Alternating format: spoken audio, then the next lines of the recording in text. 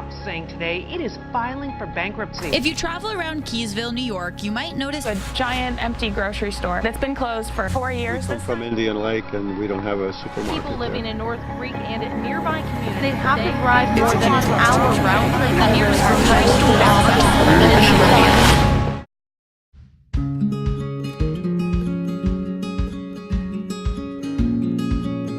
The Adirondacks attract year-round and seasonal residents alike for its beautiful landscapes and seemingly charming small-town atmospheres.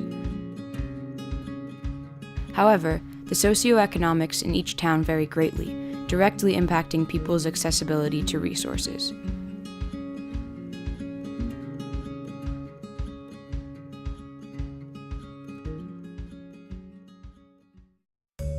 Welcome to Lake Placid, a town of 2,414 people and home to a Hannaford, Price Chopper, and dozens of small shops, convenience stores, and restaurants.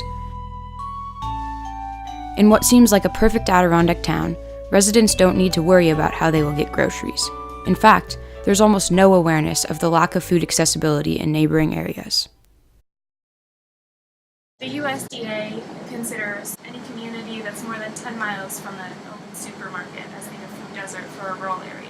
Lake Placid has Hannaford's and Price Chopper, two large grocery stores. It also has an incredible natural food store called the Green Goddess. They have much more food access up there. In Keene Valley, 20 miles away, residents are adjusting to losing a small family-run store that recently burnt down. for 49 years, the Keene Valley grocery store has been a staple in its town, which is why it's so hard to walk down the street and see Fire officials call it a total loss. I've been coming to the store for about almost 30 years. Every time I need a lemon or a bag of flour or anything, I think, oh, I'll go to Valley Grocery. And then, no, I won't. I miss it every day because I would come almost every day for something. The obvious answer is it was a store. You go in and get stuff. It meant a lot being able to this close. It was great to be able to stop by. I called it my pantry across the street. The greater amount of our grocery dollar went to Price Chopper or Hannaford or Tops over in Elizabethtown. The whole trip is probably 2 hours. So another factor about Keene Valley, it's a resort town. And the club down the block brings in big money and people who can spend some big money. So during the summer season, there's various things that get supported that in other places in the Adirondacks, not necessarily the wealth like is just down the road here. It's mega wealth. The Valley Grocery down, it was disturbing to see it down, but also I was pretty sure it would be back. Are you familiar with the concept of food deserts? No, didn't know that existed around here actually. But what about places in the park that never had a grocery store in the first place? Long Lake is one of them, a town of around 500 year-round residents and one Stewart's convenience shop. In this food desert, running down the road to the store simply can't be done.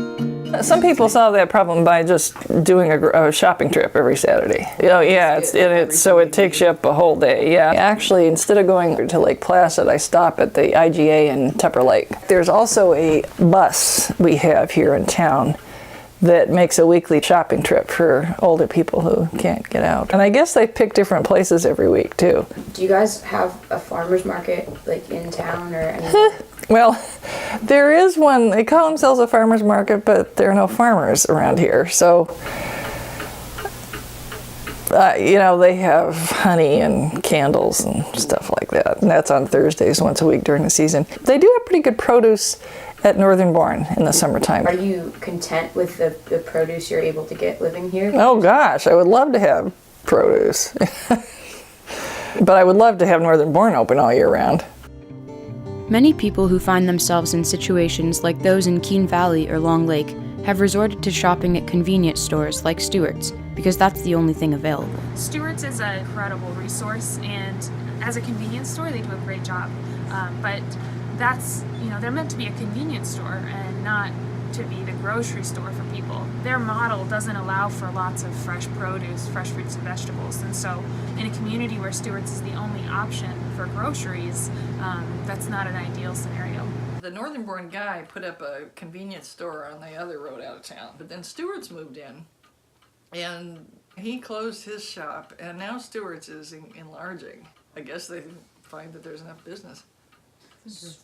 Do you use Stewart's for small things? Oh, definitely milk and eggs and butter. Sure. Yeah. I go to Stewart's just for things like milk and coffee cream and stuff. A half and half. Eggs, 6-pack. But as soon as the store opens, we'll be back there. Do you think a lot of people in Long Lake rely on Stewart's there? Yeah. I mean, they must, because that's the only option. A leading figure on the issue of food justice, Brittany Christensen has decided that enough is enough. She has been one of the first people to put her foot down on this issue and pioneer a solution. Keysville, New York is a small community that doesn't have a grocery store. We used to have a grocery store, but it went out of business. 30% of the people living in Keysville live below the poverty line. Compare that to 15% at the state level. The folks here, don't have as much access to jobs. We just thought, what better way to revitalize the downtown and also to make sure that people have food access than to bring the food from the farms into the downtown. But there were some challenges associated with that. Namely, where do we get the funding to create a farm store? We partnered with an existing local business. There's a pharmacist downtown, Dan Bosley, who was going to have some retail space up for grabs. One of my board members and I approached him about doing a small farm store inside his store. He loved the idea. It sounded like a match made in heaven. We went online and we raised about $4,000 in just a few days. Then we started asking the farmers if they would sell their food there on consignment, and many of them were excited to do that. Even though there's no grocery store in Keysville, right on the outskirts of town, there's 4 farms. So Fledge and Crow Vegetables, North Country Creamery, Rehoboth Farmstead. But it's challenging because the farm fresh products have a higher price point. They also have limited store hours. Local food is more expensive, and we try to make that clear, and we also try to offer incentive coupons. And with SNAP benefits as well, there's a lot of opportunity for people from any income level to shop here.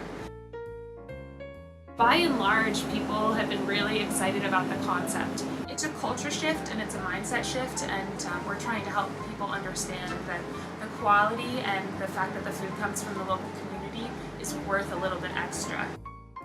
It's here, it's available for people, and now slowly it's starting to become a part of the community that people can rely on. ABK Action is subcontracting with Essex County to expand the pharmacy model, and we also are going to get a full-time staff person to oversee the expansion. We're going to begin the process of creating a second pharmacy location in southern Essex County. It's a really exciting place to be. We can make really big changes, and we are.